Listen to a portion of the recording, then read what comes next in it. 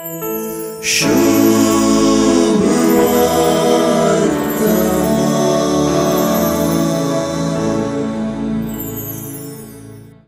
सुवार्तेच्या शेवटाक आणि तशेंच धर्मदूतांची कृत्यां पुस्तकाचे सुरवातेर आपल्या आपोस्तलांनी पवित्रत्म्याच्या येण्याक राखून रावंक जाय म्हणून जेजून सांगून दिल्लें आमी जाणाव. जुआंवची सुवार्ताय हेच दिशेन येवंकासच्या पवित्रत्म्याच्या मिसावां विशीं जायत्यो नव्यो गजाली प्रवादी रितीन सांगतना ह्या आत्म्याक राखून रावच्याक शिसांतय उमेद भरता.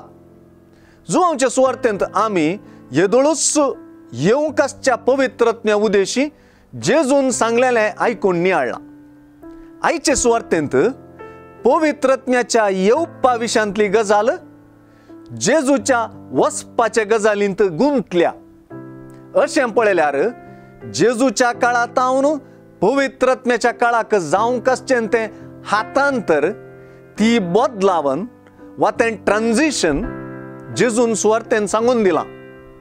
ही बदलावन वा ट्रान्झिशन बारीस नाजूक पूण दुखाची न्हय बगार संतोषाची गजाल म्हणून जेजू शिकयता. जेजू बापाशी वेता तें आनी जेजूच्या वेगळ्या सारान शिसांची काळजां मनां दुखेस्त जावचें दोनी खचीत.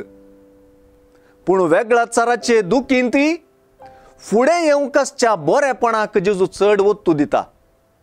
शिसांनी खंतीन बुडचें जेजूची हाजरी तांचे थंय कितल्या महत्वाची म्हणल्यार रुजवात.